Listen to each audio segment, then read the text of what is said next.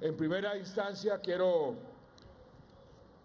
felicitar de todo corazón a estos oficiales que hoy fueron ascendidos, a estos oficiales que le han servido tanto a nuestra patria. Les decía a los oficiales comandantes de fuerza, cuando íbamos a hacer la marcha al inicio de esta ceremonia, que esta era la última prueba para ser ascendidos, que es la primera prueba que hicieron cuando ingresaron a sus respectivas escuelas, el orden cerrado, marchar. Aquí en esta escuela, General Mejía, allá en Cali, General Bueno, allá en Cartagena, Almirante Santa María, pasaron el examen con creces. Y cómo me complace haber ascendido a estos dos nuevos generales y al Almirante Santa María el día de hoy. Seguirán sirviéndole a la patria, sirviéndole a sus respectivas fuerzas, con el mismo carácter, con la misma dedicación, con que le han servido a sus fuerzas y a la patria durante sus exitosísimas carreras militares. Quiero también felicitar al general Ramírez, mi secretario para la Seguridad Presidencial, agradecerle todos sus servicios durante todos estos años y felicitar de todo corazón a los nuevos brigadieres generales y a los nuevos mayores generales que hoy ascendieron. Agradecerles a sus familias. Sus familias han sido parte fundamental de sus carreras. Veíamos cómo esas familias y sus amigos aplaudían a cada uno de estos oficiales. Un aplauso más que merecido. Llegar a ser general de la República o almirante de la República es un inmenso honor que ha conllevado también un inmenso sacrificio, una gran dedicación, un gran trabajo. Ustedes a partir de hoy pertenecen a esa élite muy especial de ciudadanos que a través de la historia pueden decir que llegaron a ser generales de la República, almirantes de la República. Mis más sinceras felicitaciones y mis deseos porque sigan cosechando los éxitos que hasta ahora han venido cosechando y que nos hacen merecedores de este ascenso. La patria les agradece, todos los colombianos, y este servidor como presidente de la República les agradece especialmente porque sé, conozco, aprecio, admiro nuestras Fuerzas Armadas, las conozco por dentro y sé que llegar a ser general de la República requiere un inmenso trabajo y un inmenso esfuerzo.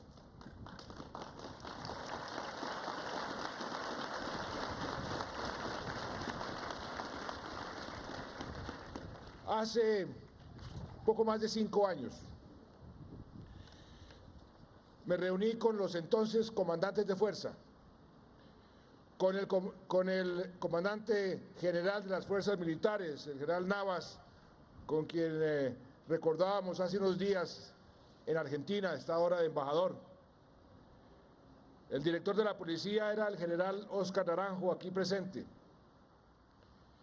Y fueron las primeras personas a quienes comuniqué mi intención de buscar la paz en Colombia, de iniciar un proceso con las FARC para buscar darle término a este conflicto armado que ha desangrado a nuestra patria por más de 50 años. Lo hice porque conozco nuestras fuerzas, porque no compartía lo que se pensaba hasta ese momento, que las Fuerzas Armadas de Colombia estaban en contra de la paz. Por eso nunca las tenían en cuenta en ningún proceso. Al final les informaban que el gobierno había decidido hacer esto o aquello. Pero yo sabía que esa óptica era equivocada. Sabía y sé que quien más añora la paz son nuestros soldados de tierra, mar y aire, nuestros policías, porque son ellos los que arriesgan su vida, son ellos los que ponen el pecho. Y por eso consideré que desde un principio nuestras Fuerzas Armadas tendrían que estar involucradas en este proceso para darle fin al conflicto. Y que gracias al trabajo de nuestras fuerzas es que podíamos pensar en iniciar ese proceso. Si nuestras fuerzas, si nuestros soldados, si nuestros policías hubiesen sido ineficaces, no hubiesen sido victoriosos en el campo de batalla, la posibilidad de un proceso de esa naturaleza simple y llanamente no existiría. Y le dije al general Navas, a los comandantes de fuerza, al director de la policía, al general Naranjo, que en esta ocasión íbamos también a hacer algo muy diferente, que yo no iba a permitir que se repitiera la injusticia de ocasiones anteriores, donde los soldados y policías acababan en la cárcel y los guerrilleros acababan libres.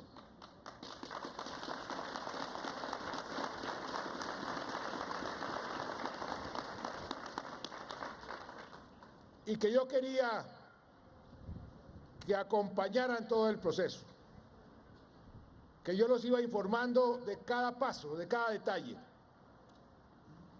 y que además me comprometía con ellos, y luego públicamente me comprometí con las Fuerzas Armadas de Colombia, con nuestros soldados, nuestros policías, que no solo obtendrían los mismos beneficios que obtuviera el enemigo en este proceso de paz, sino que no permitiría bajo ninguna circunstancia que el futuro de nuestras fuerzas fuese discutido con las FARC, que no permitiría que nuestra doctrina militar o policial fuese discutido con las FARC, que la modernización y el futuro de nuestras fuerzas sería una discusión interna del Estado colombiano, del presidente, el ministro y las Fuerzas Armadas.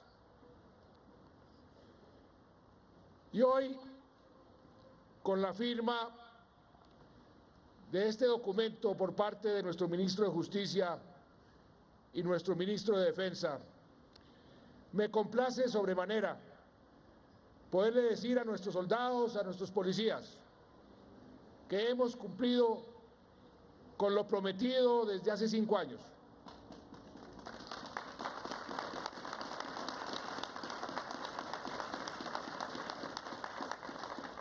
Este documento de gran trascendencia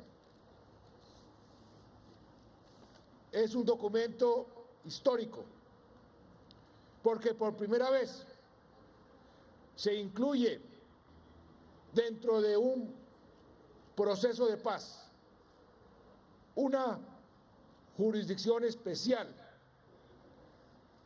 pactada de antemano, no impuesta para resolver el conflicto, sino pactada entre las partes. Eso es muy importante por la seguridad jurídica. Y quiero referirles un artículo que salió hace 2 días en El País de España, escrito por uno de los magistrados de la Corte Interamericana de Derechos Humanos, quien fue su presidente, Diego García, que dice lo siguiente, refiriéndose al acuerdo que se divulgó a principios de esta semana. El tema, dice García Sayán, ha sido abordado creativamente abriendo rutas innovadoras enmarcadas dentro del derecho internacional y sus estándares de la justicia transicional. Luego dice que debe destacar haber puesto por primera vez en la historia de un proceso de paz a las víctimas como el centro de la solución del conflicto. Dice también que es destacable la incorporación y desarrollo de modernos conceptos generados por el derecho internacional en los últimos años, en particular desde las sentencias de la Corte Interamericana de Derechos Humanos. Dice que también es descartable el diseño de un ambicioso sistema integral de verdad, justicia y reparación y no repetición, que destaca como cuarto punto no intercambiar impunidades y una justicia que se basa en la contribución a la verdad. Y termina el artículo con algo muy importante. Dice, de acuerdo a los conceptos internacionalmente vigentes sobre justicia transicional, es válido adaptar el esquema de sanciones y modalidades del cumplimiento de las penas a los requerimientos de la paz y la reinserción. Esa sería parte esencial de las medidas integradas de verdad, justicia y reparación, a las que se han referido los jueces de la Corte Interamericana en el voto concurrente del año 2012, citado textualmente como primer párrafo del capítulo de Jurisdicción Especial para la Paz. Hago referencia a este artículo porque la Corte Interamericana es tal vez la más rígida en cuanto a estándares internacionales, y qué bueno que uno de sus magistrados, de los más respetados, esté diciendo ya públicamente que lo que hemos hecho cumple con todos esos estándares internacionales, porque eso ratifica algo que hemos venido buscando desde un principio, y es la seguridad jurídica de todo lo que aquí se ha acordado.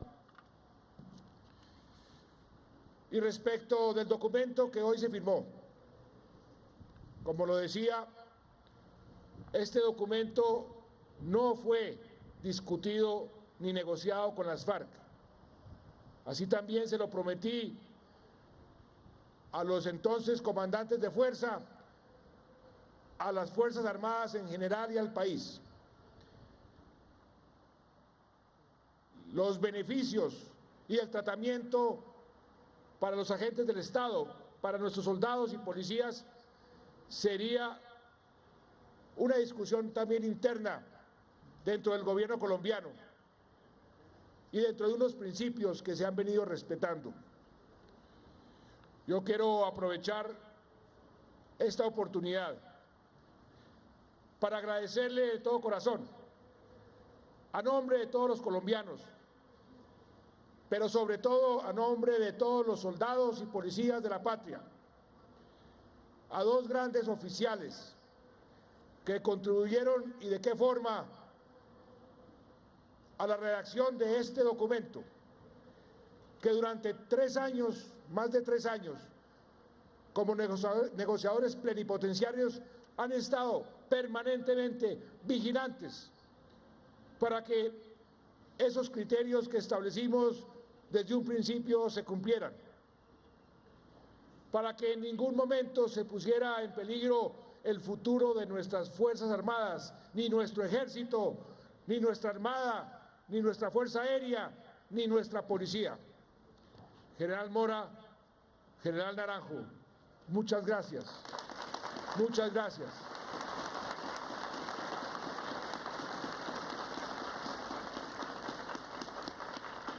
La labor discreta pero determinante de ustedes dos, su paciencia, porque para ser negociador frente a estos individuos se requiere mucha paciencia, pero esa labor discreta pero determinante y contundente ha sido factor fundamental en el avance que hemos obtenido y en lo que hoy ya podemos decir que comienza a verse realmente esa luz al final del túnel. Ustedes dos han sido protagonistas principales y por eso mis agradecimientos eternos.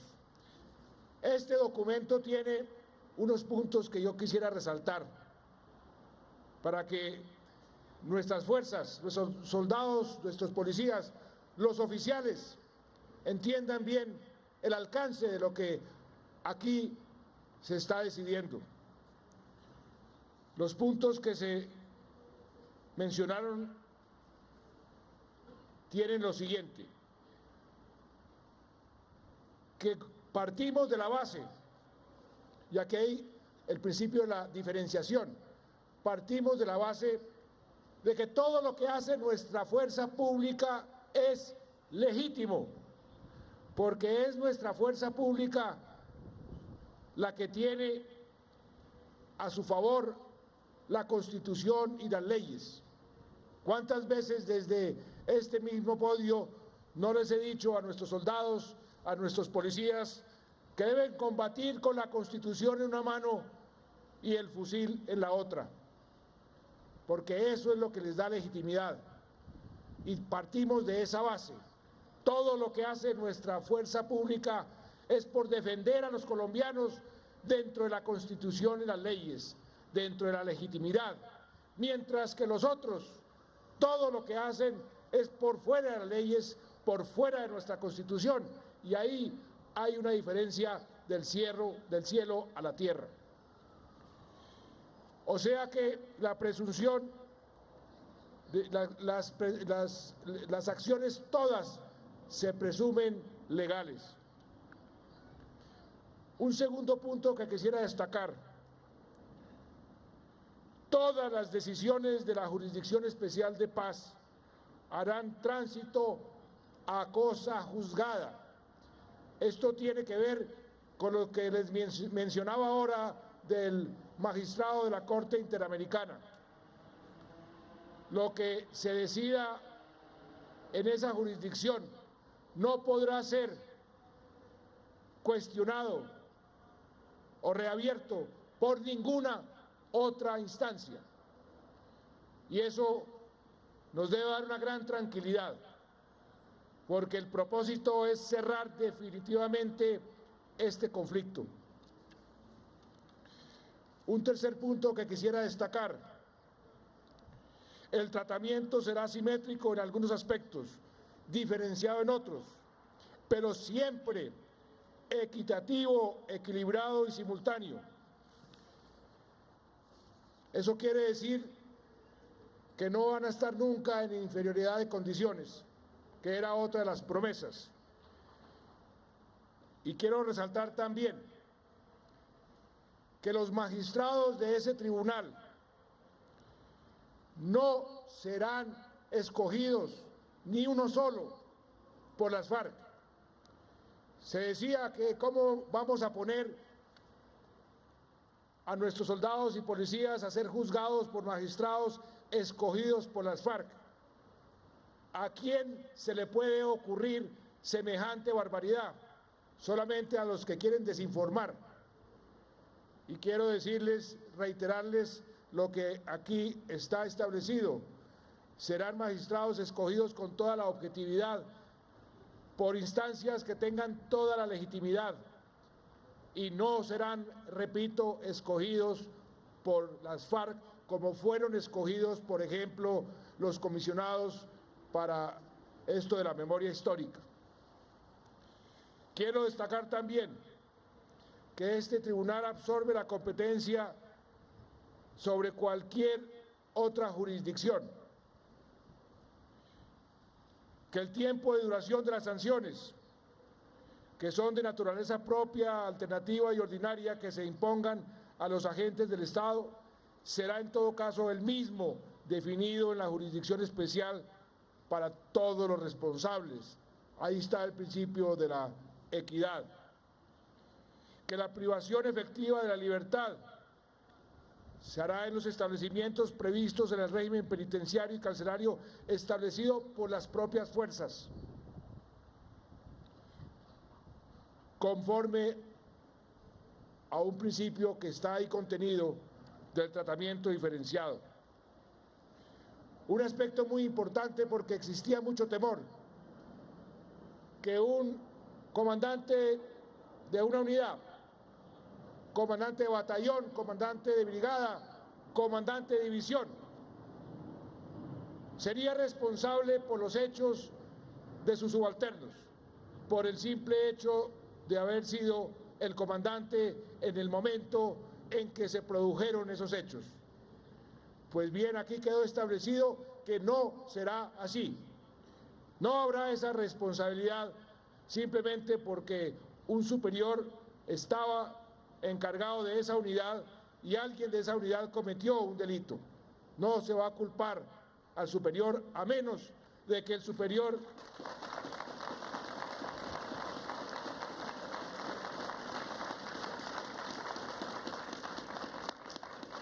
solo serán acusados y juzgados los directamente responsables. Y algo muy importante, nuestros soldados y nuestros policías que hoy están en la cárcel, que hoy están cumpliendo una pena, podrán someter ante este tribunal una revisión de su caso.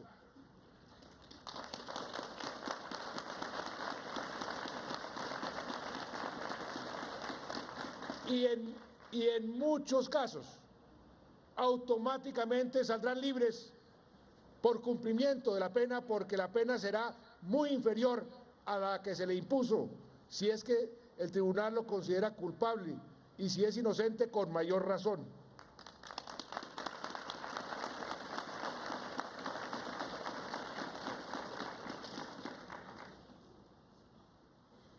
De manera que aquí estamos cumpliendo con la palabra empeñada. Creo que es un paso histórico. Repito, con esto se cumple con el compromiso de darle los mismos beneficios a nuestra fuerza pública que a la contraparte con la cual estamos pactando la paz, pactando el fin del conflicto, para que el fin del conflicto sea para todos, dentro de unos principios de justicia. Creo que es lo mínimo que yo podía hacer como presidente de la República. Le había dicho al general Navas, lo conoce el general Mora, lo conoce el general Naranjo. Si esto no se hacía, yo no firmaba la paz.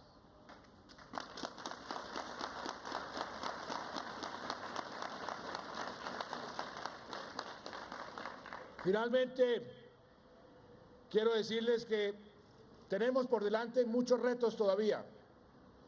Por un lado, terminar este proceso. Por otro lado, combatir las otras expresiones de violencia a los otros grupos ilegales. Les he dicho a nuestras fuerzas, el ELN es objetivo de alto valor. Las BACRIM son objetivo de alto valor. Tenemos que refocalizar toda nuestra energía a los otros focos de violencia, porque ya estamos viendo cómo al acercarnos a la paz con las FARC, la violencia producida por las FARC se ha venido reduciendo en forma sistemática. Las cifras en ese sentido son contundentes. Por ejemplo, las acciones ofensivas de las FARC entre el 20 de julio y el 1 de diciembre se redujeron en un 96%. Creo que podemos decir, sin lugar a equivocarnos, que han cumplido con el cese unilateral del fuego. Que la muerte de civiles se ha reducido en 92%. Que la muerte de los miembros de nuestra fuerza pública se ha reducido un 95%. Que estamos viendo en muchas zonas que ya no hay combates. Estábamos en casa de nuestro obispo castrense hace un par de días. Y la señora de uno de nuestros comandantes nos opinaba, nos contaba cómo sus amigas, esposas de oficiales que están en las diferentes guarniciones, le decían que esta va a ser la Navidad más tranquila en todo su matrimonio, porque sus maridos les decían: la situación es muy diferente a la que teníamos en el pasado. Estamos viendo que efectivamente nos acercamos a esa paz y esas esposas y los hijos van a poder dormir más tranquilas en estas Navidades. ¡Qué bueno! Eso es la paz. Por eso rechazo de forma categórica cada vez que dicen: no, es que las Fuerzas Armadas son las más enemigas de la paz. No, señor. Las Fuerzas Armadas son las más amigas de la paz, sobre todo en esta ocasión, donde la paz es la victoria de nuestros soldados, de nuestros policías de Colombia.